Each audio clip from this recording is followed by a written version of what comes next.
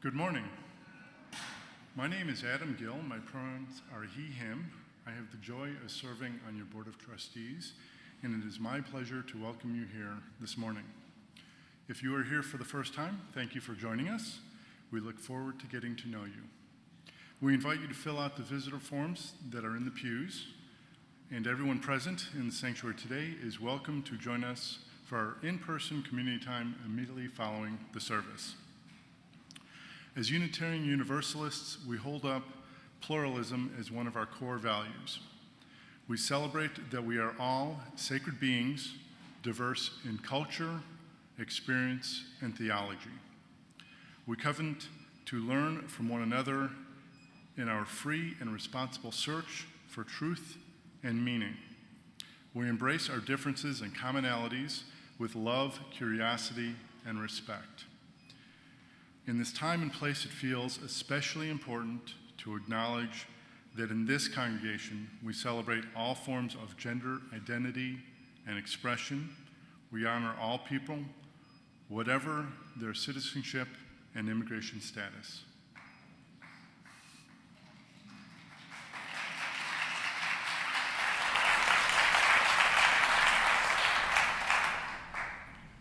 This is also a reminder that we will be celebrating the life of Amanda Thomas next Saturday, July 12th at 2 p.m.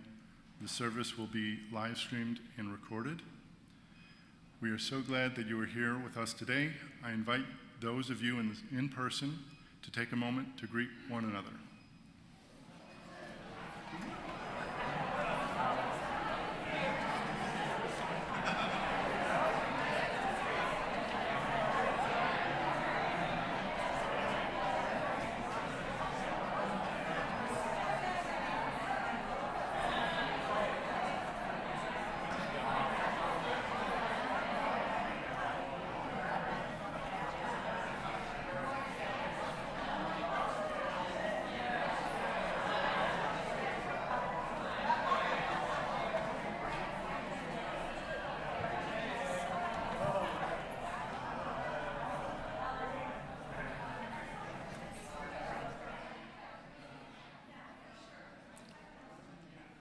I'm Reverend Emily Gage. My pronouns are she and her. Our chalice lighter today is Anita. Anita likes gardening. She likes to help in the kitchen at Unity Temple, and she loves jigsaw puzzles. Please join with me in the words of our chalice lighting. We are Unitarian Universalists. This is the church of the open minds, the loving hearts, and the helping hands. We take care of the planet Earth and each other.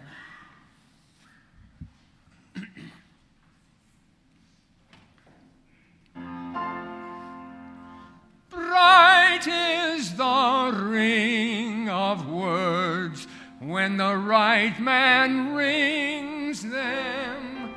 Fair the fall of songs when the singer sings them. Still they are caroled and said, on wings they are carried. After the singer is dead and the maker buried,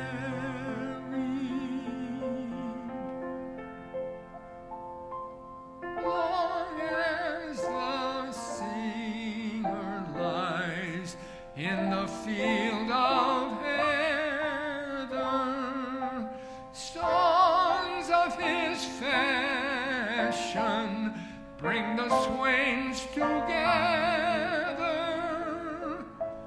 And when the west is red with the sunset amber,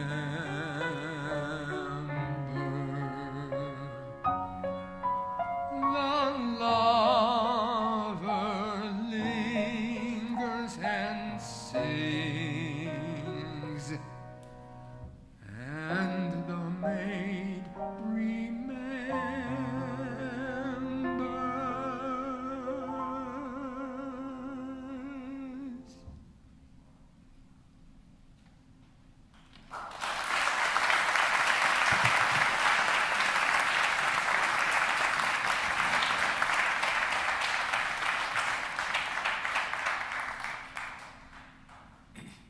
name is Jay Cohen. My pronouns are he, him. I'm the worship associate today. I wish I could say that I grew up in a loving home filled with affirmation and affection, but sadly that wasn't my story. I would say my childhood was more filled with judgment and mocking and belittling, and you can only imagine the effect that had on my psyche growing up. And then as I went away to college, I'm embarrassed to say that I sort of perpetuated this for a little while. I was going along with the crowd, and I was judging people based on these superficial standards and making fun of people behind their backs and using unwanted nicknames. And and I gotta say, I really cringe when I look back at this version of myself. And even though I do understand where it came from, I'm so grateful that I had a moment where I woke up and found a more tender-hearted way to be. And I can actually trace this back to a very specific moment, this spiritual awakening to a very specific thing that happened. I was 19 years old. I was having lunch with a new friend that I just made in one of my classes. And lucky for me, this friend was nothing like this trying to be cool version of me. She had a much different understanding about people, how to treat people and how to talk about people and how to be with people. And I was probably telling her stories in my usual way, probably ridiculing somebody, and she just got outraged. And she saw right through this. She looked at me in some way that, like, she saw something in me, she saw that I could be better, and she decided to say something. And quite exasperated, by the way, she used this tone. It was something like, "Who do you think you are? Who are you to put yourself above other people? Don't you know that everybody has value? Don't you know that we need to lift people up? That's what we do." And that was one of those lightning bolts, one of those perfect words in the perfect moment for me, because my whole life was that person who needed to be lifted up and who wanted to be told I had value. And I was with somebody who was modeling how to do that. And I decided I could be more like her. She was a role model for me. And I wanted to be the person who helps people with affirmation and warmth and kindness. So it wasn't an instant change, but over the next few years, I very intentionally worked to become a more kind person. And I've tried to let people know that they are worthy. I eventually came to know that my main mission in life is to spread love. And I found my way to a Unitarian church back in my 20s. And what I love about Unitarian Universalism is that we put love at the center. We try to affirm each person's goodness. We try to create a community where people can feel like they belong, and where each one of us can be who we are. So for me, this all started at lunch with a friend, who's still my friend to this day, by the way, asking me to lift people up and treat people with kindness. It was a huge transformational moment for 19-year-old me. So I'm so grateful to this friend, and I'm grateful to all of you for creating this environment where I can live out my spiritual practice. Whoever you are, wherever you are in your life journey, wherever you are in the world, you are welcome here. Come, let us worship together. So please rise as you are comfortable. We're going to be singing number 6 in the gray hymnal. The words will be on the screen, just as long as I have breath. Thank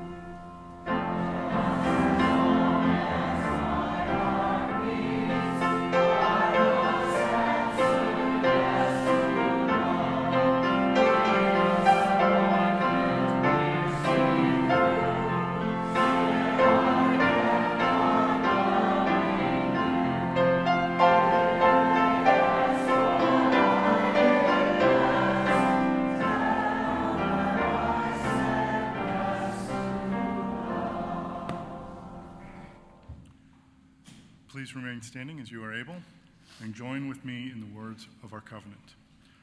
Love is the doctrine of this congregation. The quest for truth is its sacrament, and service is its prayer. To dwell together in peace, to seek knowledge and freedom, to serve humanity and fellowship, to the end that all souls shall grow into harmony with the divine. Thus we covenant with each other and with God.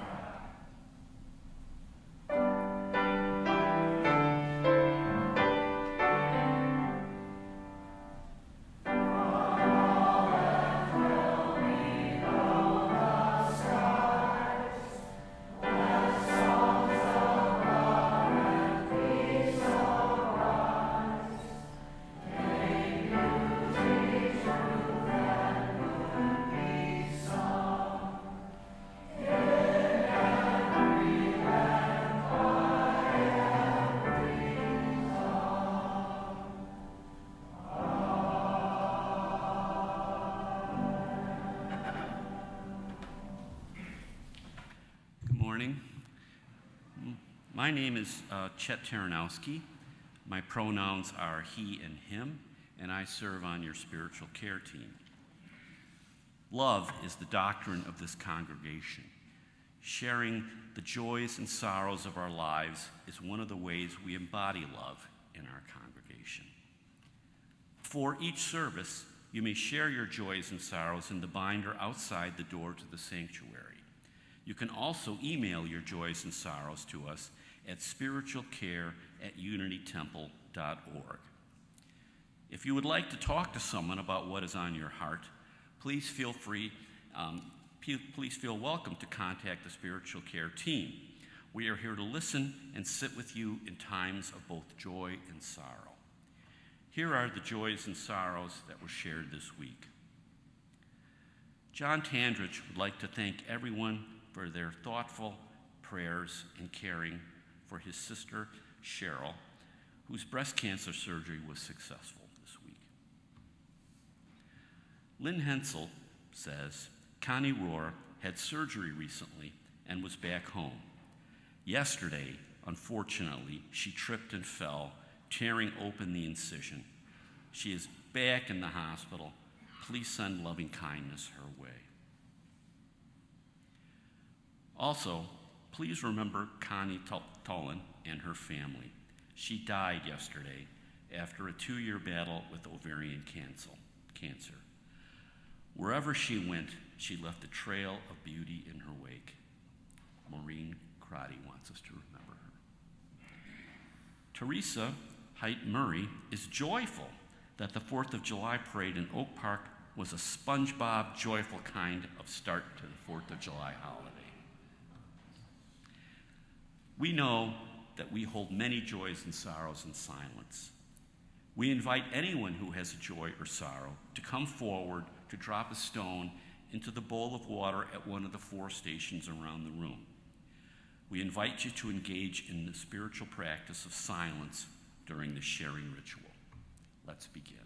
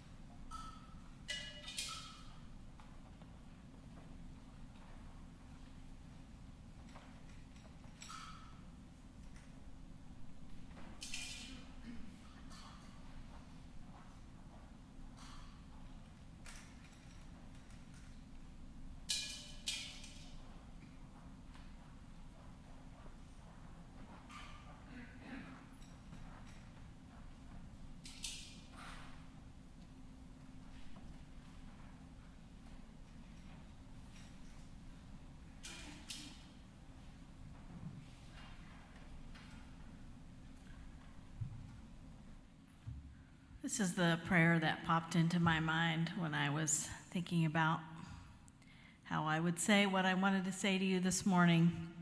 It's from my colleague, the Reverend Audette Fulbright Fulson. It's called Prayer for the Morning. Let us unite our hearts and minds in spirit of prayer and meditation.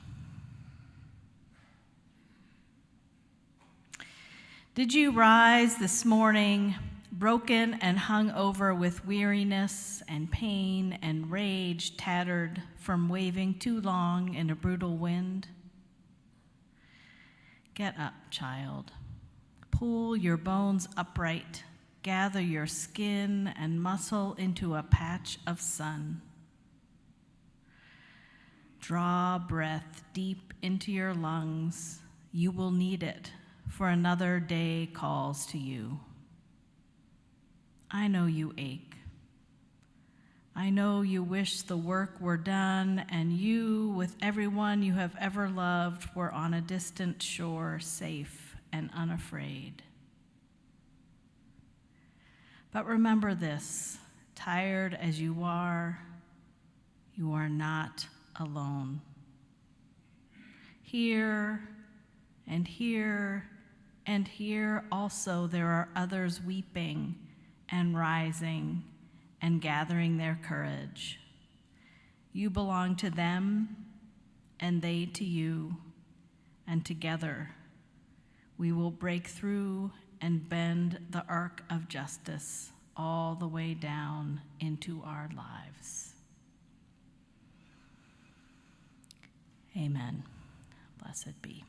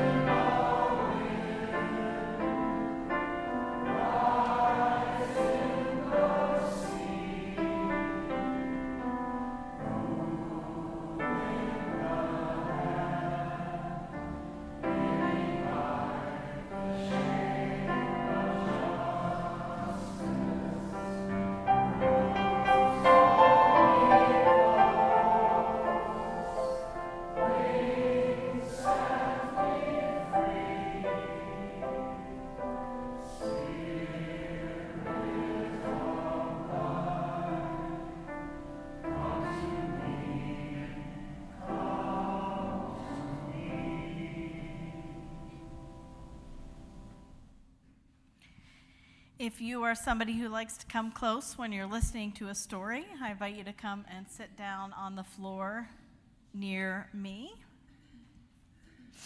I have a book today called One Small Spark, and it's a Tikkun Olam story, and those are Hebrew words, and it's a concept in Judaism that means repairing the world. And it's similar to our idea in Unitarian Universalism that it's our job to help make the world a better place. And if that seems like a big job, it happens with lots of small things.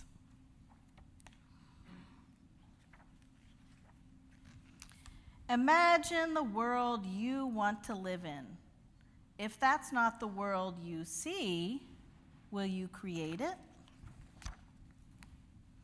When something is broken or someone needs help, you have a choice, an opportunity to repair the world. In a moment, you decide who you are and who you want to be.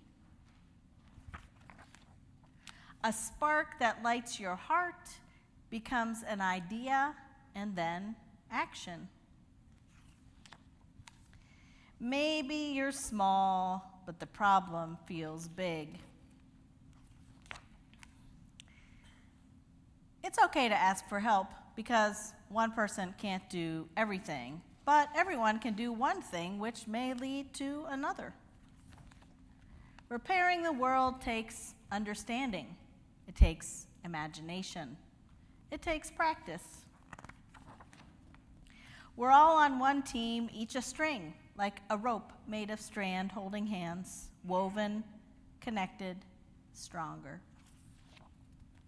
Along the way, you'll discover that many things are perfect just as they are. You'll also discover that sometimes it's hard to know what to do. But even the tiniest spark will flicker and dance until it's impossible to ignore. Think of each act of kindness as a little gift given quietly.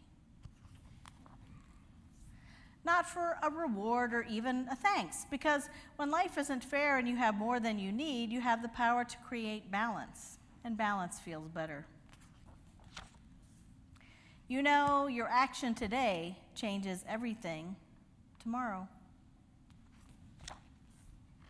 And then the world will be different.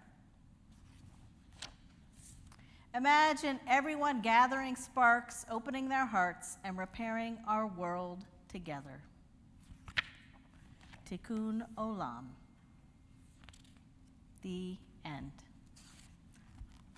All right, thanks for listening. I'm going to send you to Unity House.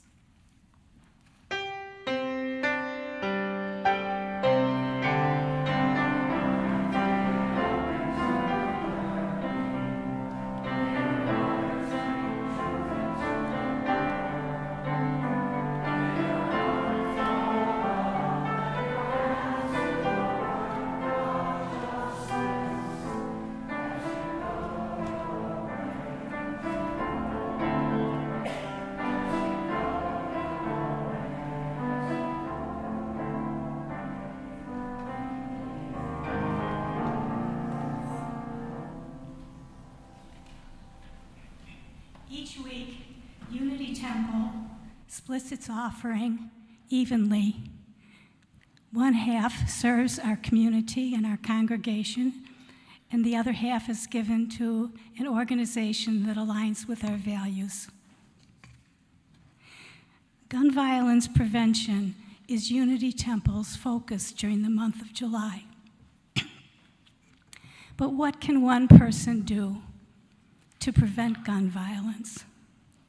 We can support organizations like the Institute for Nonviolence Chicago, which will receive half of our offering today. We can tell other people about what INVC does.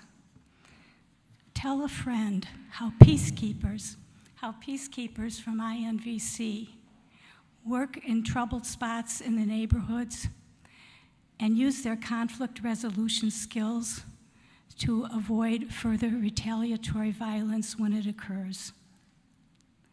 They broker peace agreements.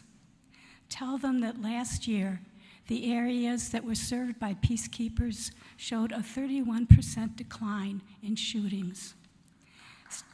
Yes, really. Namaste.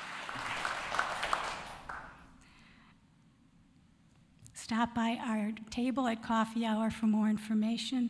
Directions for giving are in the order of service and on the screen. May what you give bring more peace into our communities.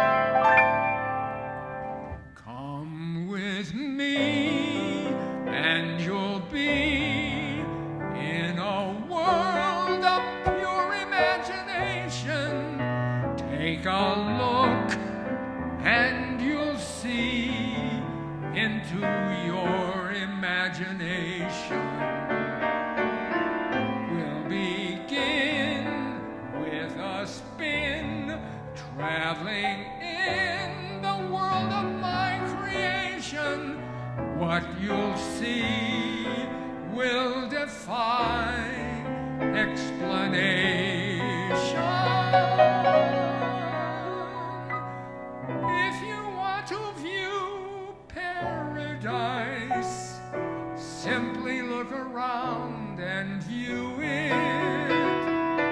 Anything you want to, do it. Want to change the world? There's nothing to it.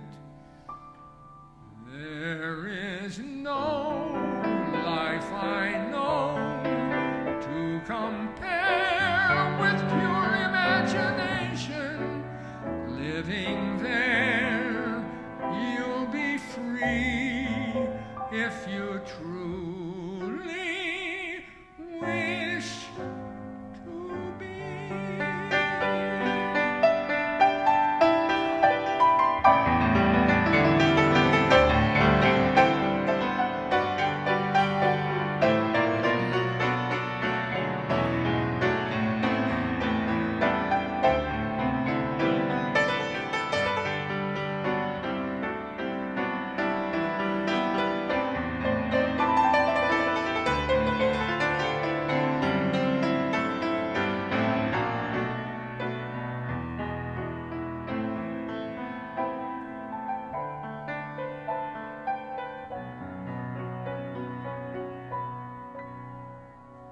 If you want to view paradise, simply look around and view it.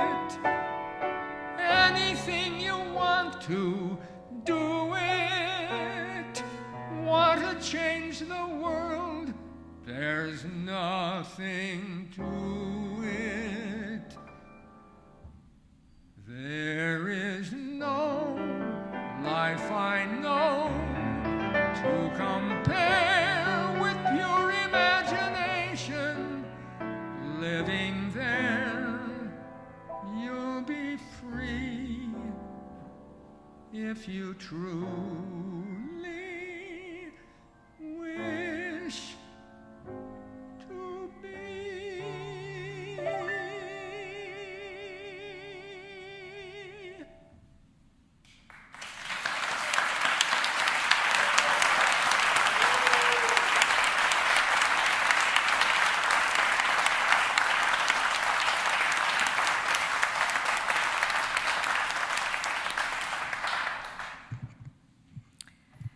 This morning's service is called This I Believe, in which we have invited two of our Unity Temple members to share some of their faith journey about what they believe and how they came to do so and why. Unitarian Universalism is a covenantal religion, not a creedal one, which means that we agree on how we will be with one another, but we don't all believe the same things. And so our journeys of belief are wide and varied and as unique as each person. One of the things I love best about ministry is having the privilege of listening to lives. And this is what I love about such a service as this. We all get to listen to lives together. Make no mistake, it takes a huge amount of courage to stand up here and share from a vulnerable place. It's not always an easy task to sort out your own story and figure out how to share it and knowing how open to be. We are, none of us, at the end of our learning and exploring journey. We are somewhere along the way. And so these are not finished stories, but stories of where we are right now. We are here this morning for lots of different reasons, but one for sure is this: we know we are better together. We know that our joys are deepened and our sorrows lessened by sharing them. We know that we are enriched by each other's experiences and stories as they are by ours. This morning, as we listen to our speakers, I invite you to open your hearts and minds as widely as you are able, letting yourselves be transported and challenged and nourished by these words. One of our core values is transformation. We covenant to collectively transform and grow spiritually and ethically. Openness to change is fundamental to our Unitarian and Universalist heritages, never complete and never perfect. May we be grateful for the stories that we hear, and may they help us to grow too.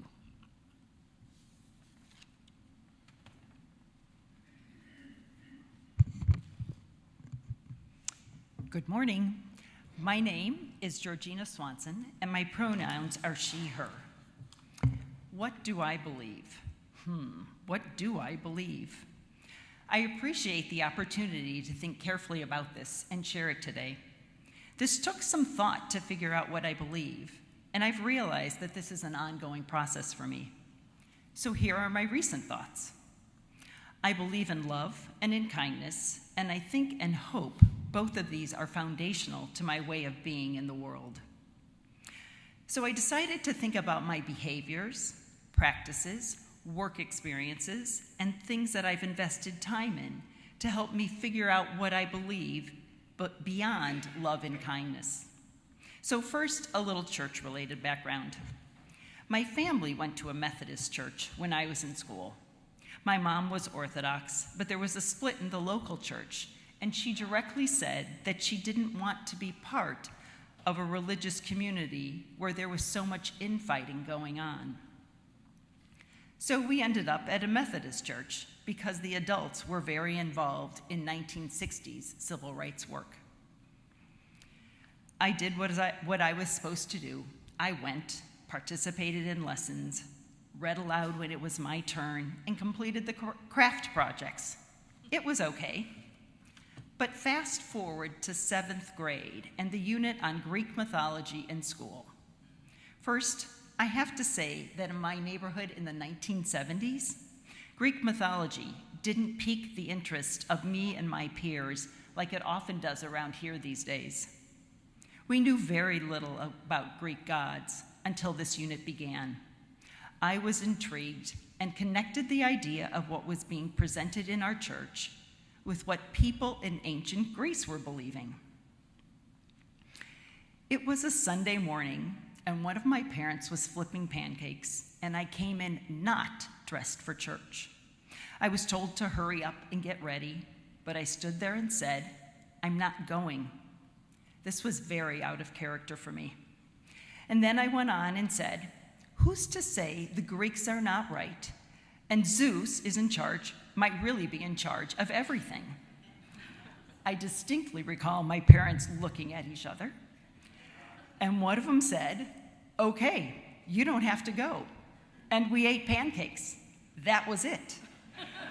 My brother likes to say the whole family stopped attending church within a few months, all because of me. But I'm not sure that's why.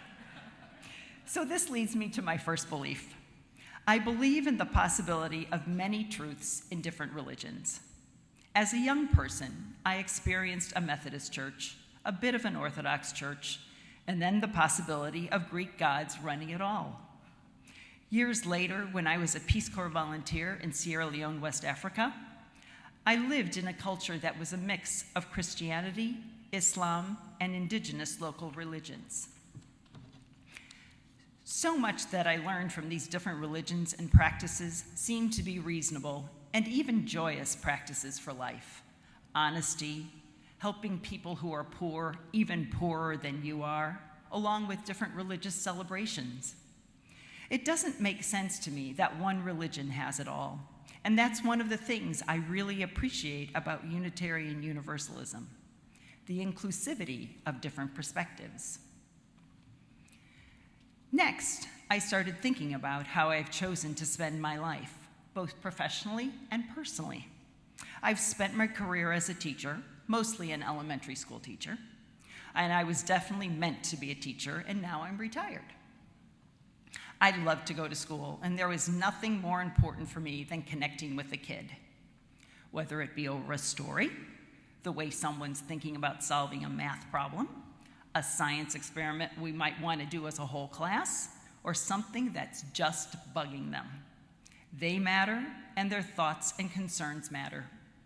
They goof up, make mistakes, we work through it, and we try again. In retirement, I've started working with women in Cook County Jail through the UU Prison Ministry of Illinois in a group called Art as Spiritual Practice. I really love that work and the women I see every week. It's not always smooth sailing, and sometimes we have to do a reset. We start over and always give someone another chance. I love hearing them reflect on the meaningful parts of poems or readings that we share and ask them clarifying questions. We enjoy our simple art projects with our limited supplies. Regardless, they create meaningful artwork, and the support and encouragement they give to one another and to me is wonderful. I love the interconnectedness that happens every week for that hour or so. They matter, and their thoughts matter. This leads me to my second belief. I believe in people, in everyone, and giving people second chances, even third or fourth chances, whatever is needed. Multiple chances in life happen in many different ways, and a new day can lead to a new start for kids, as well as the women I know who are inside Cook County Jail, and for me too.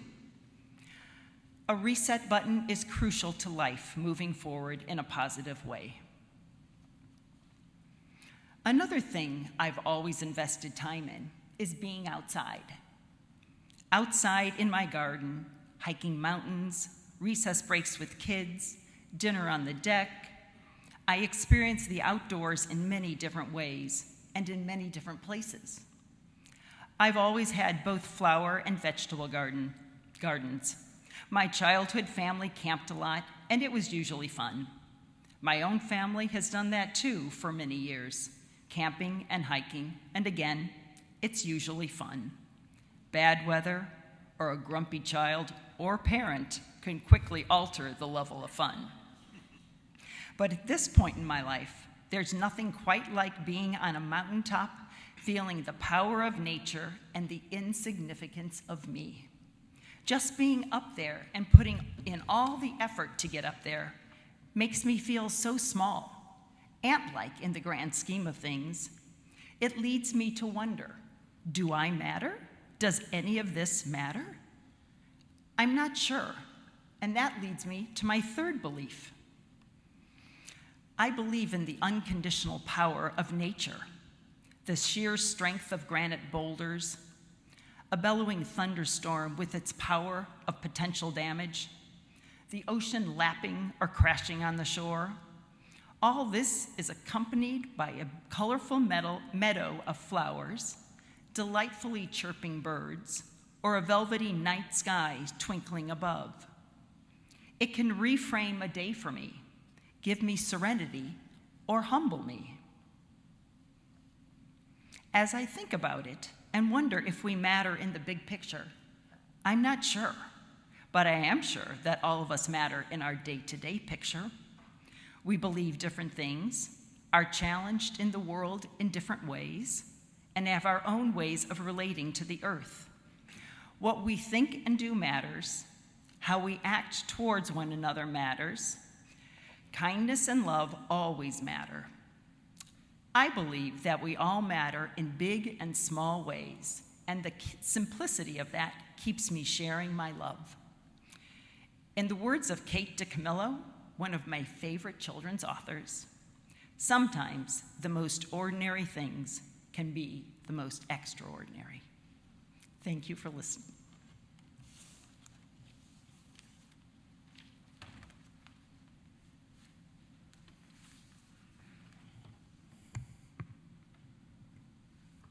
Hi, my name is Mark Maynard, and my pronouns are he, him, and they. All of us gathered here today and those watching online have a story of how we came to Unitarian Universalism. Today I've been asked to share mine with y'all. My story began in Lexington, Kentucky, several years before our first child was born. I was living with my friend and longtime roommate and his kiddo, who he was instilling values to through humanism. My roommate mentioned that he attended humanist meetings at the local UU church, UUCL. Now, I didn't know if I'd ever have kids, but as an atheist, I believe strongly in self-determination. I wanted my potential future children to determine their own beliefs. So it was then that I made a mental note that if I were to ever have kids, I would send them to UU if they ever got curious about religion. Fast forward about 7 or 8 years, and our oldest kid, Charles, is being told about heaven and hell on the playground in first grade. What the hell? After the initial shock, I asked Charles if he wanted to go to church, and he said yes. So we made a plan to head to Hippie Church, as I called it, Unitarian Universalist Church of Lexington. We checked out the service time online, and that Sunday we were in the pews of an 8-sided yurt-like building. See, I told you it was a hippie church. That service in early September of 2022, still fairly isolated from COVID and masked, was a revelation. The sermon, titled Anger, the Inside Edition, was not led by the settled minister Brian Chenoweth, but by a lay member like myself. I listened to it again just recently. This meditation on anger was powerful and truly humanist, with the occasional amen sprinkled in for seasoning. After the service, one of the congregants came up and asked if this was our first service. Then he quickly said, "Wait till you see Brian," as if anxious that a lay-led service would be a disappointment. I guess it was just luck that we landed on a lay-led service, but it was a great way to dip our toes into the water. Our son came back from RE excited to come back next week, and surprisingly, I was excited too. At least to see what all this Brian Chenoweth hubbub was about. The next sermon, titled Staying Sane and Grateful in a Crazy Making Times, was also not by Brian. I know, the suspense, storytelling, my friends. While this sermon was not lay-led, it was also very humanist and centered on how we affect the world and the environment. Again, very demure, very mindful. And we were told in no uncertain terms, next week, Brian is back. This next sermon, titled 5 Things I Need You to Know About Our Faith, was led by Brian. Brian Mother Flippin' Chenoweth, the man himself. Some of you may recall Brian was an intern minister here at Unity Temple many years ago. That will become important later in the story. What better topic than 5 things I need you to know about our faith? I mean, it was basically his UU manifesto. Some quotes from this absolute banger. That it matters not what you believe, but how you live. Another passage. We are religious liberals and radicals, embracing theological diversity or no theology. We are creedless and confirm the worth and dignity of every human being. We affirm the teaching of science. It is not radical to say, loud and proud, yes, we are a gay church, a lesbian church, a trans church, a black church, a white church, an atheist church, a church of God, and yes, the goddess too, a church of, I don't know. I mean, he keeps going, but at that point, I'm already like, dang, he goes hard. One more for good measure. Yes, we do have limits. Our beliefs are tempered by our principles, and those principles have no room for hellfire and brimstone, for vindictive God and goddess, no little devils with pitchforks and horns, putting kids in cages at our borders, limiting a woman's bodily autonomy, for denying life-saving care for trans people, for kicking LGBTQ kids to the street. And he goes on, but I'll stop here. Well, at this point, Charles and I were hooked, and Christina and Caitlin joined us for the next service. A few months later, we officially joined the church. Unfortunately, during that same time, laws in Kentucky were changing, and our family was at risk. We knew we had to find a new home. We casually mentioned to Brian that we were looking to move up to Chicago, where we would be safer. Brian said, "I'm sorry you have to leave, but I may know a place." Soon, Christina and I were on a Zoom with Emily, Val, Terry, and Jay, absolute heroes to our family. And by July of 2023, here we were in Oak Park. Now, I was, and I still am, an atheist, but moving up here with no real community other than the church, I threw myself into UTUUC whole hog. My absolute favorite thing we say every week is part of our covenant. Service is our prayer. As an atheist humanist, this statement absolutely calls to me, like the book Stone Soup did as a child. You may remember Roger did a sermon about Stone Soup last August, where we read the story together. For me, that story drives home the need for community, along with a strong focus on mutual aid and sharing our talents generously. So when I threw myself right in, I discovered that there are so many opportunities to serve here. I'm currently a member of the LGBTQ+ Gender and Reproductive Justice team, the Properties team. Who do you think changes the light bulbs?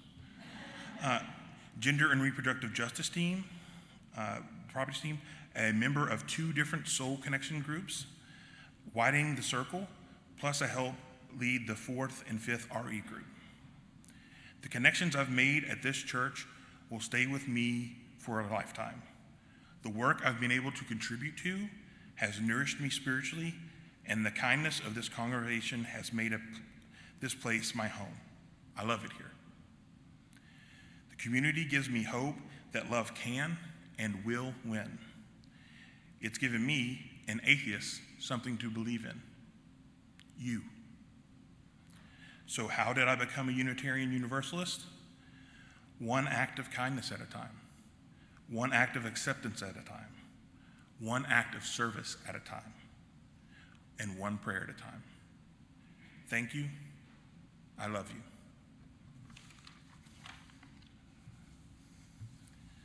And now we'll rise for the In Body, Inner Spirit in the great hymnal, For All That Is Our Life, number 128.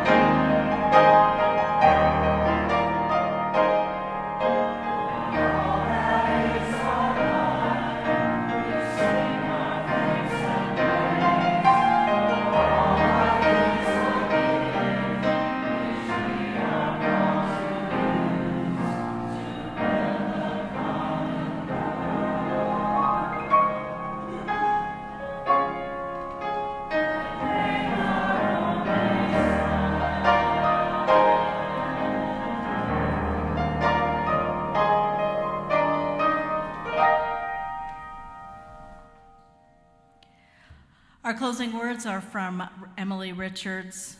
Our work here this morning is at an end, and our work has just begun.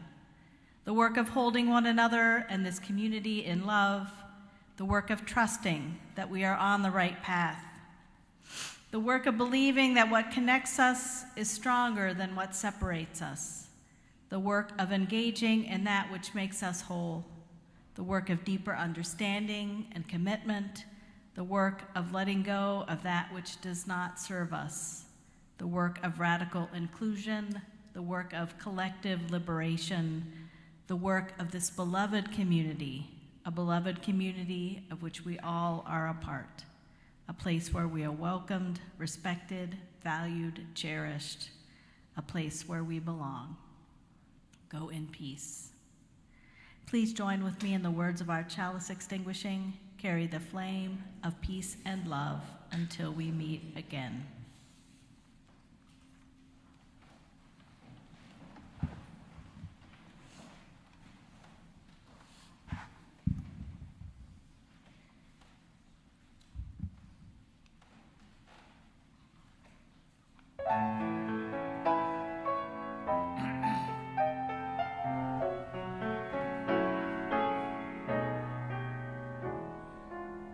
Smile, though your heart is aching.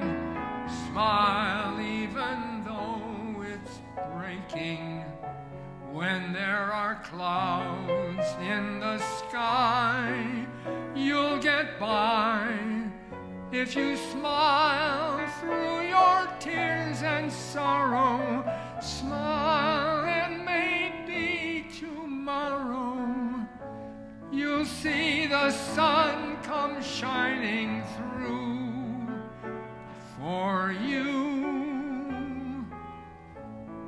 Light up your face with gladness, hide every trace of sadness.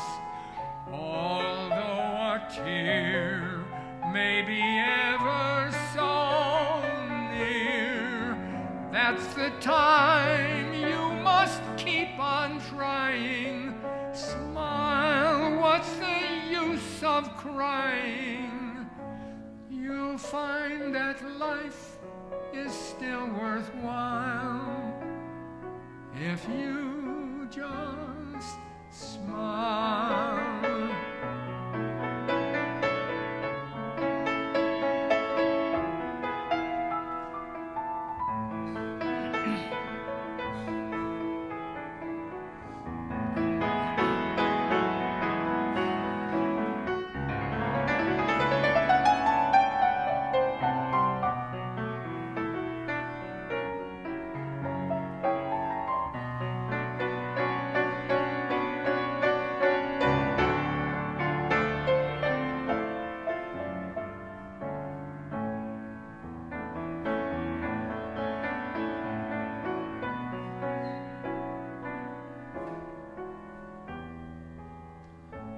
Light up your face with gladness, hide every trace of sadness. Although a tear may be ever so near, that's the time you must keep on trying. Smile, what's the use of crying?